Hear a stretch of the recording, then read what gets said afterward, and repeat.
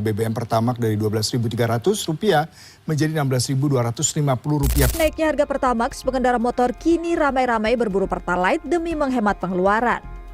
Seperti di SPBU Tendean Jakarta Selatan ini, antrean motor di pompa Pertalite tampak mengular. Pengisian Pertamax dan Pertamax Green terlihat sepi dan lenggang. Sebaliknya, tingginya animo masyarakat memutuskan berburu Pertalite membuat cadangan BBM subsidi di SPBU AL Maskar menipis. Kondisi sebaliknya terjadi pada penjualan Pertamax yang kini menurun. Hello everyone, welcome back to our podcast. I'm Cynthia and I'm Mona. It's great to finally be back and chat with you guys again. So today we're going to talk about something that has been trending everywhere lately, the increase in fuel price, especially Pertamax. Honestly, ever since Pertamax price went up, it feels like my expensive house becomes much bigger. Same here, especially for students who travel back and forth to campus every day. Not to mention boarding house students who have to manage their monthly budget carefully. Now even going out requires a second thought. And since we're development economic students, we want to discuss the issue from an economic perspective, but still it's keep relaxed and easy to understand. Don't worry, this is going to turn into a surprise lecture. Okay, so first of all, why did Pertamax price increase? One of the main reasons is the increase in global economic price. Indonesia still imports some of its oil from other countries. And because oil imports are tied to the US dollar, the exchange rate also affects fuel price rise. Exactly. When the rupiah weakness against the dollar, import costs become more expensive. So basically, fuel price increase are not only influenced by government policy but also by global economic conditions. Right. Things like international conflict or global economic crisis can cause oil price to rise. And eventually, the impact reach Indonesia too. When talking about the impact, I think students are one of the group that really feel it. I agree. A lot of people have become more careful about spending money on transportation. Honestly, whenever I want to hang up somewhere far away, I start thinking, it is the worth it the full cost? Some people now memorize full price better than coffee price. Science students, only drivers are also heavily affected. Because they use vehicle every day, when full price increase, their operational costs increase immediately too. Meanwhile, their income does not necessarily increase. Small business and UMKM are also affected. Delivery costs rise, raw material price go up, and eventually selling price increase too. And that's what we can call the domino effect in economics. I also noticed that Pertalite line at gas station have become much longer lately. Exactly. Many people who used to Pertamax now switching to Pertalite because it's cheaper. Especially for people who use fuel every day, the price difference feels pretty significant. I also saw a really long motorcycle line at gas station that even extend outside this subtraction area. Some here, some people are willing to wait a long time just to save a few thousand rupiah. From an economic development perspective, this is actually interesting because change in a price can change people's behavior. True, when the price of one product increases, people tend to look for cheaper alternatives. But because many people are doing the same thing at the same time, demand for Pertalite increased dramatically, which caused long queues. And in the end, people also lose more time because they have to wait longer at gas station. fuel price increase also closely related to inflation. Exactly. Almost all goods distribution depend on transportation. So, when fuel price rise, distribution costs rise too, and eventually the price of goods increase. Basic necessities are usually the most effective. That's why many people now feel like their shopping money runs out much faster. In developing economy, excessively high inflation can reduce people will flare. Especially low-income communities, because most of their income is spent on daily necessities. But from the government perspective, keeping full price low is not easy either.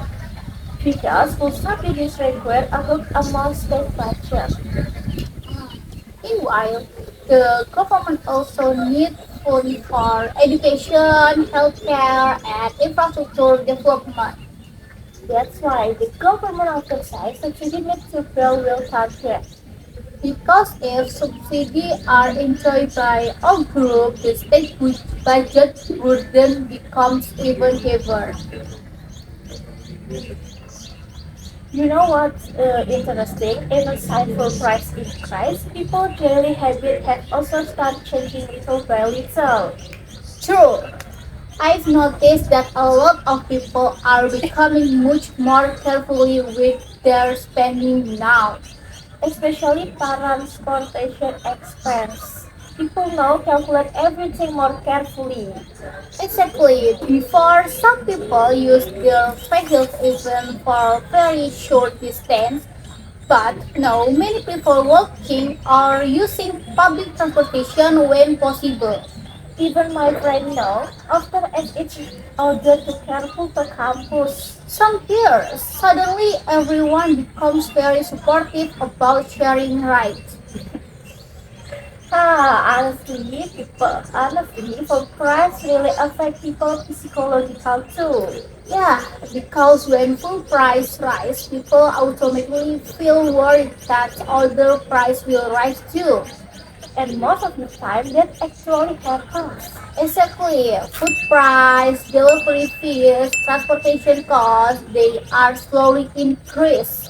That's why many people feel that their monthly expenses are getting heavier even though their income stays the same. And for students, that situation can be stressful sometimes. Especially for students who live far away from campus or really heavily on motorcycle every day. I even heard some students saying they now reduce hanging out or traveling just to save full money. Honestly, debatable. Social media reaction about full price increase are also really interesting to observe. Definitely, every time full price increase, social media immediately become full of memes, complaints, and debates. Some people criticize the government while others try to explain the economic reason behind the increase. And something people agree with each other in comment section. Classic social media moments, right? But I think this reaction shows how important food is in people's daily life. Um, exactly. Food is not just about transportation anymore. It's affect the entire economic system. And because the impact is so China, people become very sensitive about full price change. Which is understandable, honestly. So according to you, what could be a long-term solution for issue like this? I think Indonesia needs to gradually reduce dependence on fuel oil and start strengthening alternative energy development. Like renewable energy? Yes, renewable energy, electric vehicles, and better public transportation system. Because if public transportation become more comfortable and accessible, maybe fewer people will rely heavily on private vehicles. Exactly. In many developed countries, public transportation is already part of everyday lifestyle. Meanwhile, in Indonesia, many people still prefer private vehicles because public transportation is not always practical. That's why infrastructure development is also important in economic development. So basically, full price issues are connected to many sectors, transportation, infrastructure, social welfare, and even environmental sustainability.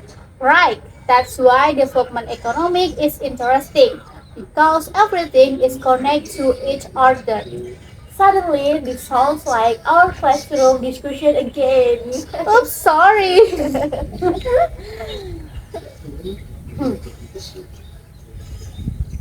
Uh, but overall, I think discussions like this are important so people can understand that economic policies always have both positive and negative effects.